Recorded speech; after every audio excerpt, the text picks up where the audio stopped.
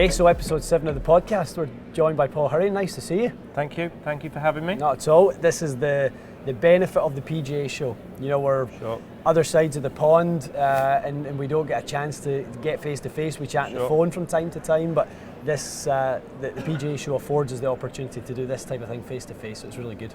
Thank you. Yeah, thanks for having me. Not at all. So we've been using your software at TXG. Previously, I've used it at other facilities. Been using Quintic there. Tell us a little bit about kind of how Quintic got started, the origin story of how you kind of went into golf. How I got into golf? Yeah. Well, sort of long story short, all my research was in cricket, fast bowling in cricket and athletics. Right. Mainly the throwing events. So hip-shoulder separation. Working away with the English cricket team, and lo and behold, one of the physios was actually working with Padraig Harrington. Right. And that's where we were doing force plates and shoe design for the cricketers. And long story, and then it basically transpired that he said, I got a golfer that would be really fascinated by all this force platform data. Yeah. And lo and behold, that was the introduction. That was the segue in. Amazing. When was this? This would have been 2002. Okay, so you had analysis software, you were using camera, to basically analyze performance, movement-related performance. Yep, performance and injury prevention. They would be the two keys from a biomechanical perspective. I'm not a golf professional. I had very little sort of idea of golf. I would be honest right from the outset. So yeah, really looking at high-speed photography, seeing what was out there.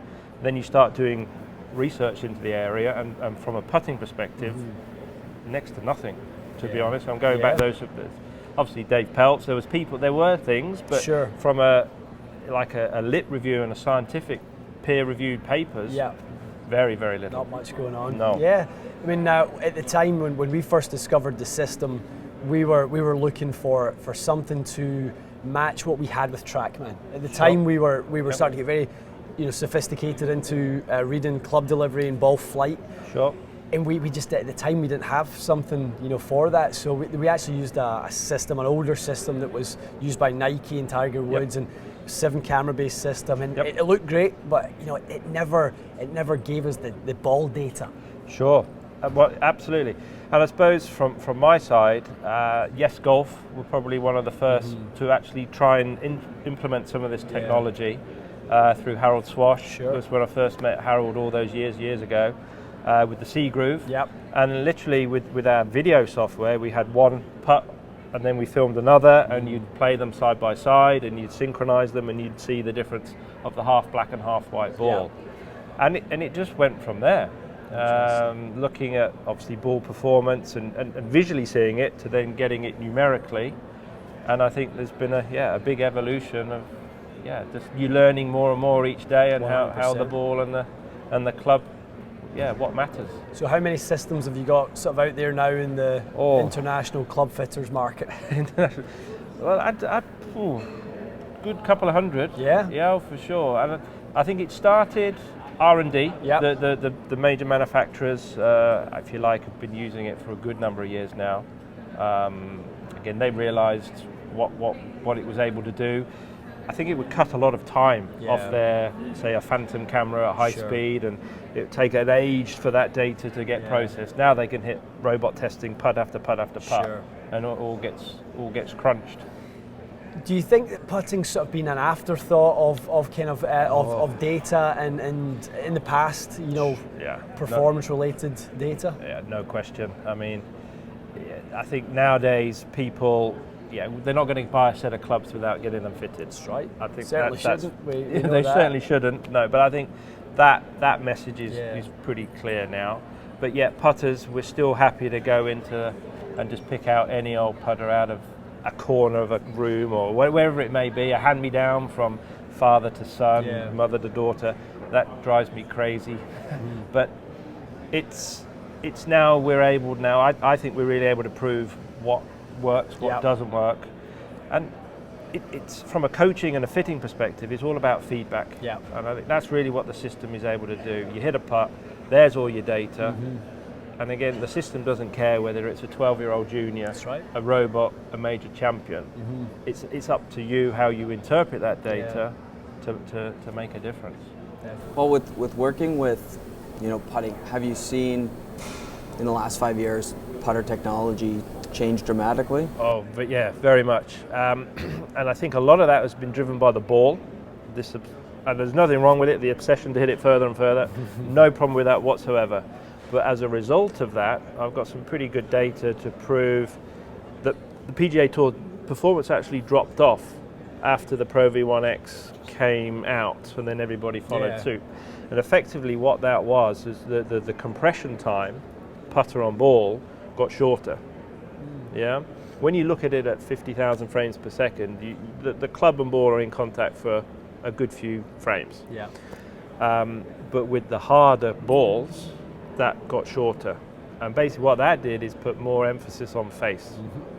That makes a lot of The sense. face became king. It is king. Yeah. I mean Peltz talks 83, 17. 83 face, 17 path. Yeah.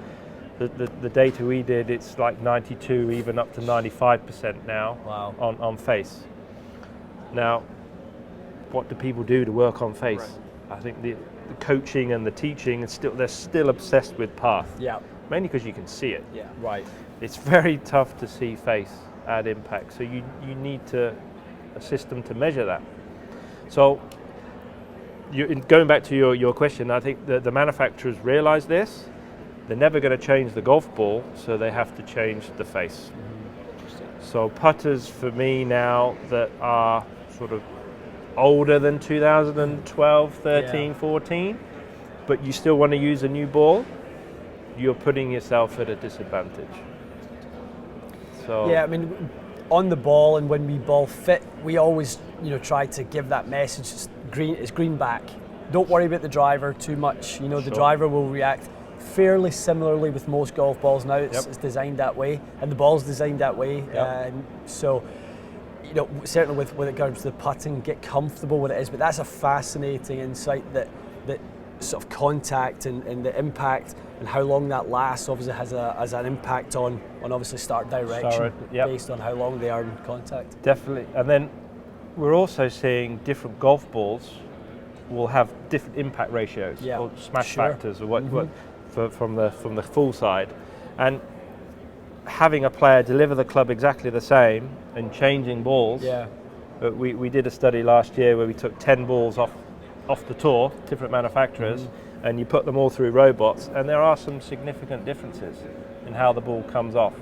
That to the people listening will, I think, be a real sort of mind boggler, because we spend all this time doing ball testing, which one's faster, compression, everyone's worried about 1 or 2 miles an hour, that one's slow, that one's fast. Who cares? If the launch monitor numbers are the same, launch and spin are the same, and there's a difference, there's a discrepancy in speed, a bounce when it hits the fairway could be the difference to flip reverse that output. So if there's significant data on putting, that's fascinating. Well, that's exactly what we're doing with the system, is measuring launch, speed and spin. And the different inserts, the different weighting configurations, how that can influence what the ball does when it leaves the face. And again, it's all about consistency. So the fitting, coaching, they are obviously all very intertwined, but the new putter technology, there's some really good, I think there's some really cool stuff out there now. You're happy what you're seeing with what the OEMs are delivering? 100%, and it's nice to being from a Quintic hat where you can go in and see all the different guys sort of behind the scenes and what's coming and what they're working on. So it's cool to see. A lot of the R&D labs are like for OEMs have your have all that, well. Absolutely. And the guys stand there, hit lots of putts with robots, different locations, impact mapping on the face, which gives you different results. So I think one of the big things now is to try and actually deliver the same ball speeds off the face, irrespective of where you strike it. I think when we do putter fits, people get very obsessed with launch and forward roll. and Sure. get very almost like that's the primary performance characteristics. And impact ratio isn't really sort of focused upon enough, and they're maybe not aware of those energy spikes and sort of losses and where they happen. But that's a huge one for you guys, is maintaining that consistent impact ratio. Because again, it comes back to the player. You're after feedback. The player hits 2 identical putts, and they are identical in terms of the club delivery, but a different strike point. The ball goes 2 different distances. One then there's a break, one misses low, one goes in, and they're none the wiser. And I suppose that comes back now to coaching. My pet hate is people putting with earphones in. They lose that sound, and that is crucial. So if I see kids with earphones in on the putting green, I just want to wring their neck. Clip round the ear. Clip round the ear, because you're losing the most important sound and feedback that you're going to get. So of all the parameters on there, we've got our club delivery on the left side. We've got what the ball does on the right side of the software. What are the really key parameters on there that you're looking for as constants when it comes to performance? Sure. We've created our putter fitting flowchart effectively, and I think that's boiled out of all the data we've collected over the years. But the consistency of face rotation. So I need the player's got to deliver the putter at the same rate. If you can't have somebody rotating it let's say 60 degrees per second, and then holding off the next one, that's going to lead to a very inconsistent face angle. So that's key. So things like grip, length of shaft, posture, all of those weighting, that's key there. Then goes on into face angle. How repeatable can we actually get the face for start direction? That then leads into ball speed. How repeatable is the speed of the ball as it comes off? So you've got to get a lot of good things right to have consistent ball speed. Then it goes into launch angle. So what is the consistent delivery of that launch? How the shaft and the putter, the tack angle, low point. And then finally, if you get those things right, 9 times out of 10, the point of true roll is a consistent number. Brilliant. The last couple of years, there's been a lot of talk about shafts and putters. So probably more than ever, everyone kind of just went, took for granted whatever was in the putter, and even at the top level, there's probably more people looking at shaft technology and putters in the amateur game than there is in the top level. In terms of who's putting it in playing tournament golf. No question. I don't know if you realise we've actually developed our own. You might have seen that one. That's good lead up there. Thank you for that. But absolutely, I think head weights have got heavier. There's no doubt about that, and you can't just be putting just the bog standard $1 shaft into a putter where all the R&D goes into the head. You do see under high speed how that shaft works. I think some of the testing that we've done, any sort of inconsistency in sort of transition, they go a bit after it, they don't finish the backswing maybe a little over the top, the shaft will fishtail and actually will add loft, de-loft, add loft, de-loft, as well as the traditional torque. So it's, I think from a Quintic perspective, one of the hardest numbers to be consistent is launch. I think good players can get a repeatable face. And there's a lot of putters out there, shafts out there with low torque to help with that. But this one is key. You only got to hold a putter and you can see the flex that's created.